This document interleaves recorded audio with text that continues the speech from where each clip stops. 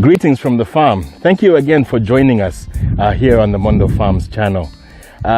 It's a Tuesday afternoon and I've spent some time here at the farm again, as I usually do. And I wanted to share a very sad development that's happened here at the farm.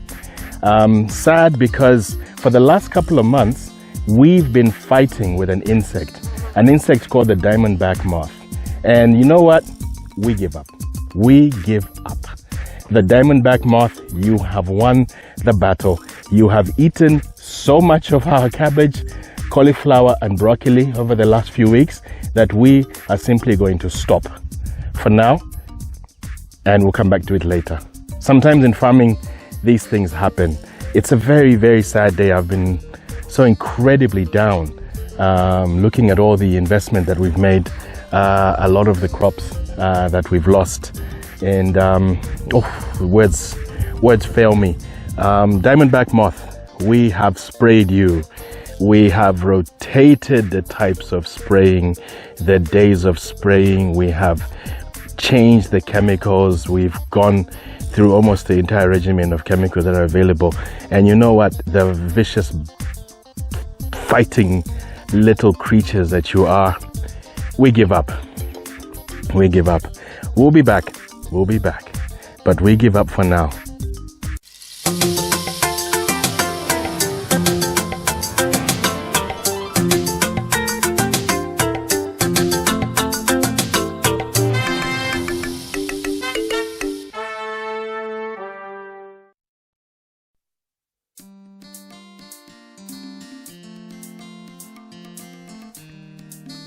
Okay, so let's start by doing a little bit of research on the Diamondback Moth. I open a browser and I go to a Google page and I type in Diamondback Moth, and a lot of information about the Diamondback Moth is right in front of us. Diamondback Moth is probably of European origin, but is now found throughout America, Europe, everywhere, and it's definitely found in Chongwe at our farm. Why are Diamondback Moths bad?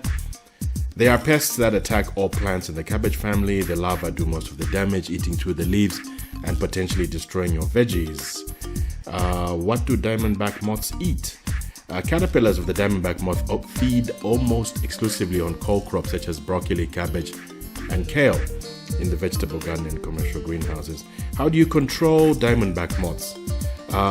Effective cultural practices include constant crop monitoring, which we do, separating crop blocks, and taking production breaks in the summer, which is what we're about to do now.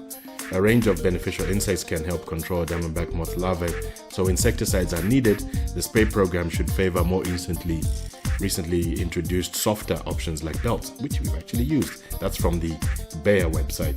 A quick look at some images of diamondback moth, and here you can see lots and lots of them. This is how the diamondback moth looks. They're very hard to see in the ground because they're very, very small. And Wikipedia is a wonderful source in terms of research and finding out a little bit more. The diamondback moth, let's try that. Plutella xylostella. Oh yeah, I got it. Sometimes called the cabbage moth, is a moth family of the Plutellidae and genus Plutella. Small grayish brown moth, sometimes has a cream-colored band that forms a diamond along its back.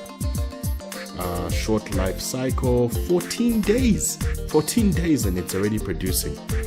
Anyway, lots of information about diamondback moths on Wikipedia, descriptions, geographic range, host plants. The plants that they love include broccoli, Brussels sprouts, cabbage, Chinese cabbage, cauliflower. TBM is the worst pest of brassicas in the world and is creating problem in thingy. Larvae damage leaves, buds, flowers, and seed beds of cultivated cruciferous plants. Although the larvae are small, they are very numerous and can cause complete removal of foliar tissue except for the leaf veins. This is damaging to young seedlings and may disrupt head formation in cabbage, broccoli, and cauliflower. So that's a very, very, very quick look at the diamondback moth.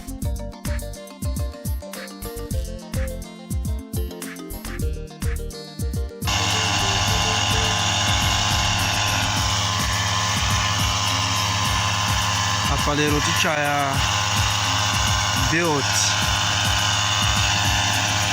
program just 7 days. So per Monday to build Westgate Block F.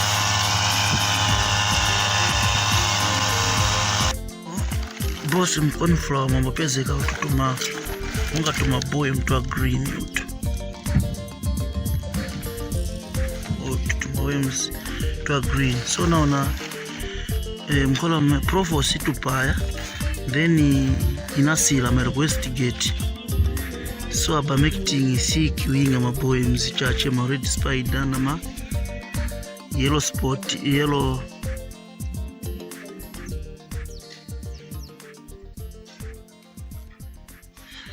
So sofuna kwa mkora mnunga tupaile kwa tuma beetles bumo tupaile kwa tuma wemzutu ika antareo no block G. So tashta open kuside ndiye kuri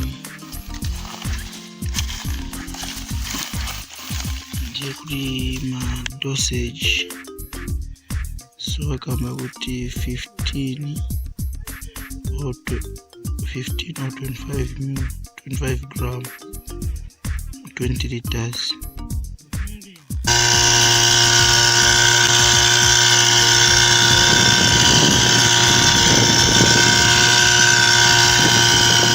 Westgate Block G.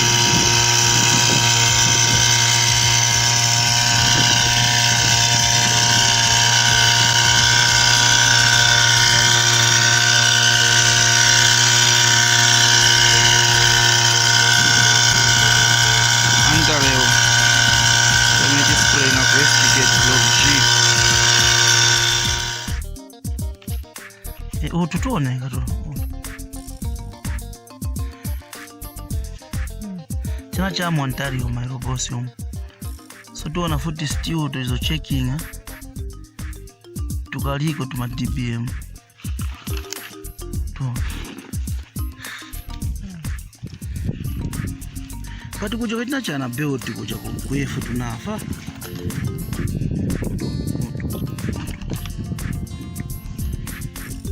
tutavuta bwana tuone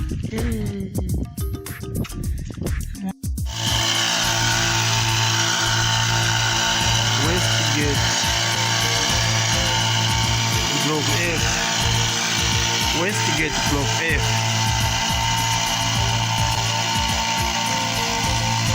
Spraying on cabbage.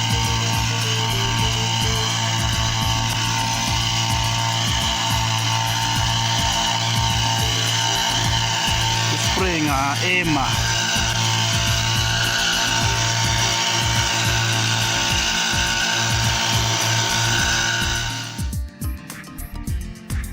Welcome to Westgate, sir. Block B. We are spraying insecticide. Sauber.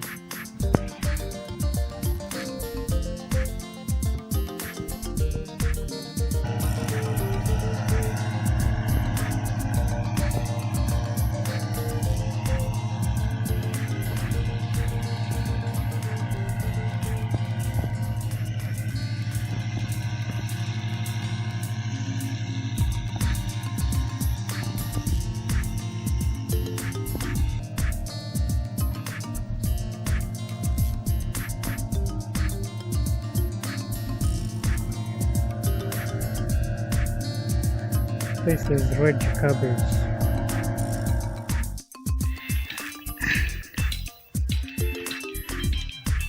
Broccoli na TBM.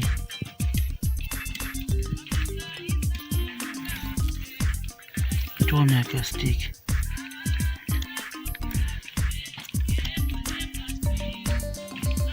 Sasa tunatichai TBM ya bwana ka DBM.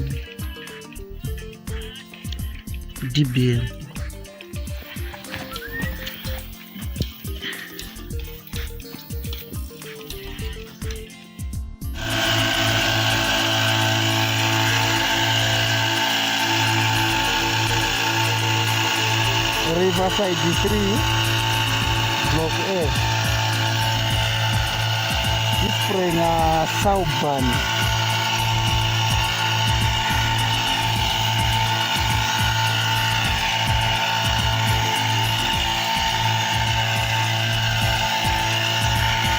It's spraying a Sauban for insects.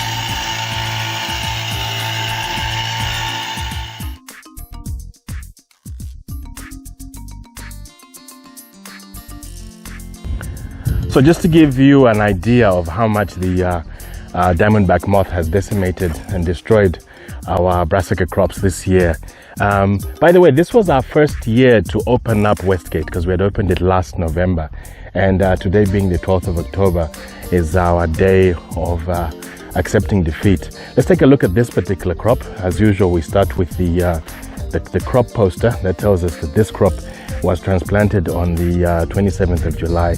And I tell you what, it really should look a lot better and stronger than this.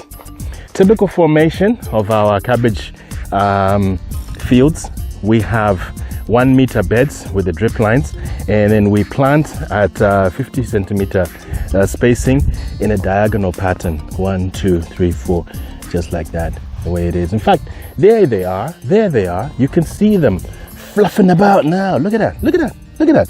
And you can, while I'm doing that, I'm actually smelling the chemical that was sprayed here just a couple of days ago.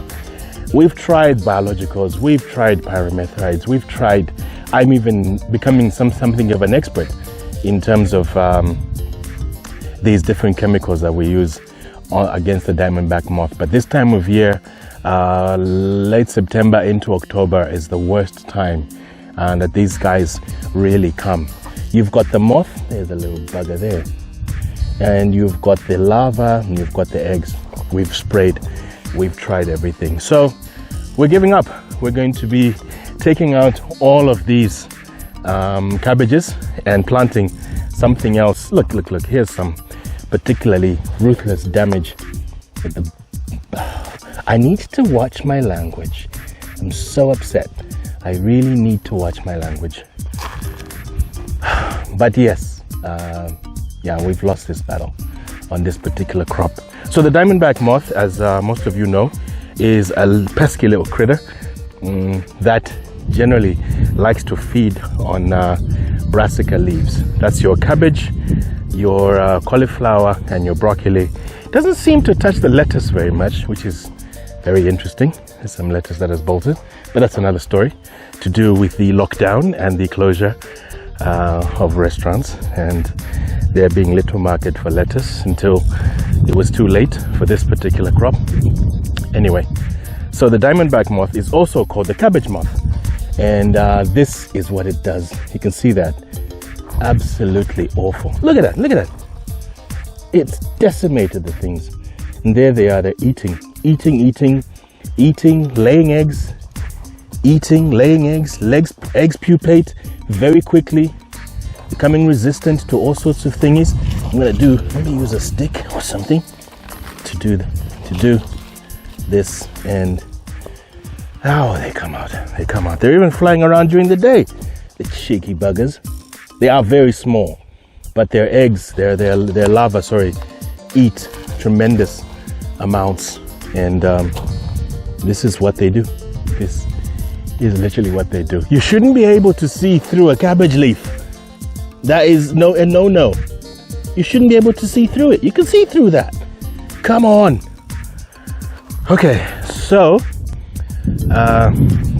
yeah, we're giving up on this. This is Westgate. That's block F over there, and on the top we've got some cabbage. Up near the water reservoir, we've got some cabbage, some cauliflower, and some broccoli that's been equally decimated. Jerry's in there right now, and he's just going to be able to harvest perhaps 1 crate of broccoli that we can get from it, and that'll be it. Massive financial loss, massive, but it's also a loss in terms of time and effort and emotion. I've never seen so many insects. Oh my God, look at them. They're just flying around. Cheeky. Hey, I'm here. Yeah, little critters. Anyway, they say love all of God's creatures, but when it comes to such insects, pretty difficult to do. So other people have managed to grow cabbages, cauliflowers and broccolis this time of year, open fields, quite successfully. But for whatever reason, this particular year, it's just not going to work out for us here at Westgate. Looking again at some more of a very, very, very damaged crop. Let me even zoom in and you have a very, very, very close look at how it looks. Diamondback moth. The battle has been joined. The battle has been lost. Okay, so you can hear the emotion in my voice. You can hear it, how much it's costing us to have wasted so much money and so much time. It's just how it is. It's just farming, you know. That's how it is. A couple of more of them. So as we continue to look at how bad the damage has been from the Diamondback moth, here's another crop. This is Block B here at Westgate as well. And this crop was transplanted on the August 17, just a few, 800 and something, just to fill up this space where we had some onions. And it's the same story. It literally is the same story. You shouldn't be able to look through a vegetable unless it's a see-through vegetable. But yeah, this is what we have here as well. You can see a few of the Diamondback moth little critters flying around. Generally poor performance, lots and lots of damaged and devastated leaves. We're going to take these out, and yeah, looking forward to having something else here. We had onions in here prior to this, and they did extremely well. So that's something we knew. Okay, you can just about, depending on how clear your thing is and how well I'm shooting. There we go. If I disturb them, you start seeing them. Let's see, I'm gonna get myself a little stick. Yep. So that's this particular one. We had a cabbage also been decimated. And this was the last cabbage crop that we were so proud of. We had nursed this one so carefully down at our nursery. September 16. And so it's like, what, 3 weeks? And this is how it's looking. They've also gone in here and done their business. They have gone in and done their worst. Okay, they need to eat too, but please, can they not eat the things that I spend thousands and thousands of kwacha on, and the things that I need to sell in order to look after my family, give them a future in this climate change ridden world. Yeah, lots of challenges here. So this was our last crop. We nursed this one ourselves, and this is what happens to it once we put it out in the field. So with that in mind, we're no longer going to be planting these brassicas open field. So I'm standing here in our Block G field at Westgate, and I was giving you a close-up of what's going on with these cabbage and how much they've been decimated despite all our efforts to spray. And we'll be back. We did find, I must say, that we started growing brassicas here around about April-ish, just as it was getting cold here in Zambia. And brassicas being a winter crop, they did really well, and we had a couple of flushes come out of here. This is the third rotation now, so that was quite good. But the stuff that we planted from July onwards, still in the field, it was getting cold, and there it is. A lot of times in farming stories, you hear these wonderful success stories of, oh, we did this and we did this and we did this and we did this, and yeah, once in a while we'll do that as well. But a lot of times in farming, it's also just like this.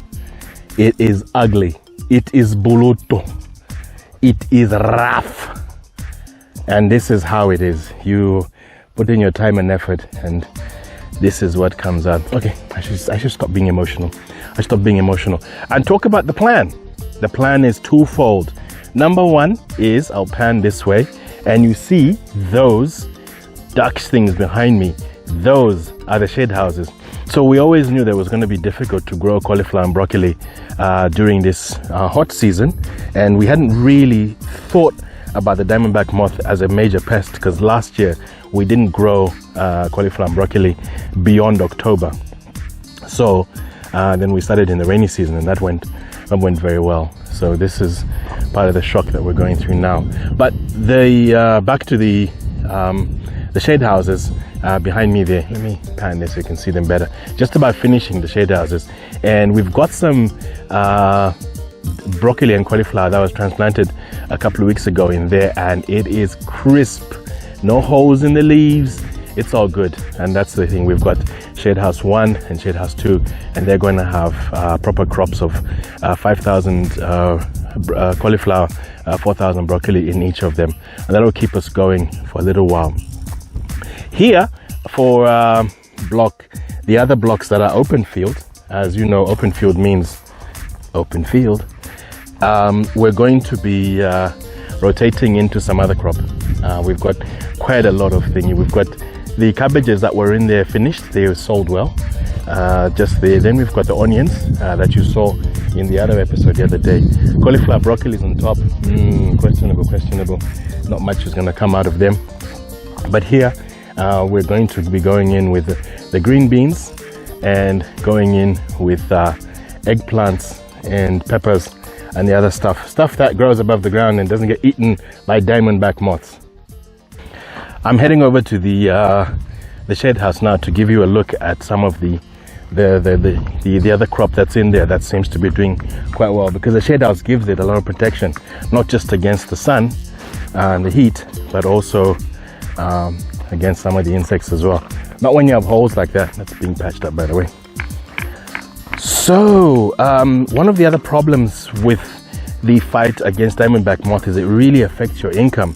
A lot of the chemicals that we have to spray, things like cut up and whatever, they have a 7-day PHI. Not Presidential Housing Initiative Benjamin Housing Complex, no, pre-harvest interval PHI. And that means that once you spray them, you can't harvest for 7 days or 5 days or 8 days or whatever it is. And that affects your income, because then you've got stuff that would have been okay, but you can't feed it to people. So it's got to stay in the ground, and that's just starts taking up more water, more nutrients. It's a nightmare. It's a nightmare. So, and once you spray in one part of the farm, some of the chemicals go to the other side with the wind, and that's quite challenging as well.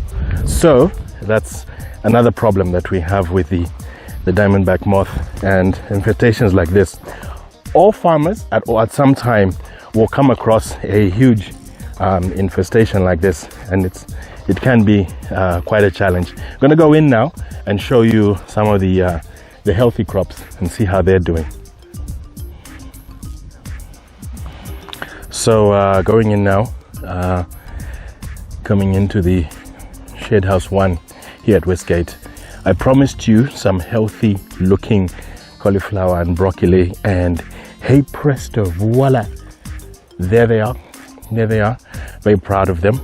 We've got about 4,000 ish. This crop was about 4,000 ish of the broccoli and 5,000 ish of the cauliflowers. Where are the crop posters? There are no crop posters. Heads will roll, I'm telling you, heads will roll. Let's look at the difference as we get closer to some of them. On this side we have the broccoli and the dividing line. The cauliflower starts on this side. The main difference is the size at this stage, is the shape of the leaves. So you can see that the broccolis have got more of a flat top, yeah?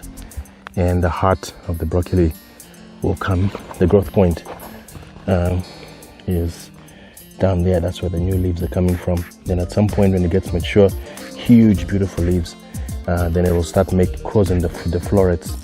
We started growing broccoli earlier this year, and so far it's become something that we're known for. We've got some good customers that are trusting us to be able to deliver them quality broccoli consistently, and that's why we had to do the investment into the shade house. Things like this, we could continue to do it. It's very difficult growing cauliflower and broccoli in the hot sun because they are winter season crops. So So we had to put up this. We had already budgeted and planned for it. More and more of the investment that we're putting into our company here and into the farm. Quick look at the cauliflowers. They have more of a pointy shaped leaf. That's the pointy shaped leaf of the cauliflower.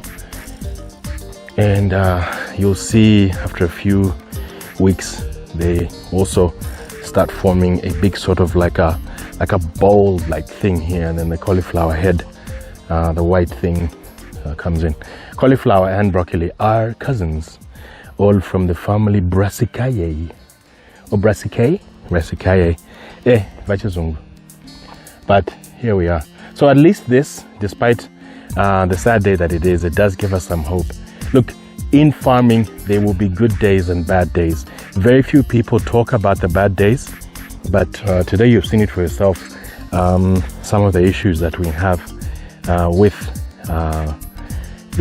some of the biggest farming challenge, which is infestations of vicious little diamondback moth pests and stuff. Other crops have got other issues. You've got armyworms, you've got your leaf miners, aphids, but this particular one affects the brassicas.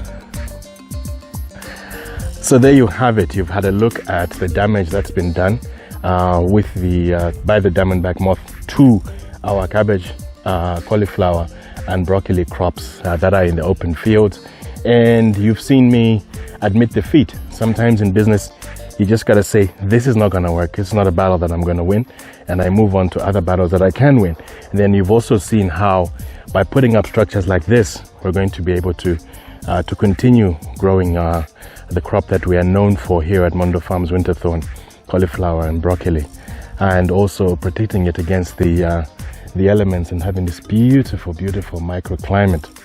Our job here at Mondo Farms is to grow vegetables, and we like to enlist you guys in the job of watching our videos, sharing with your friends and family as we continue to sort of inform and take people along on this journey of ours, this wonderful, wonderful journey that I'm really, really, really enjoying as the farm grows and grows through all the ups and downs that you've seen.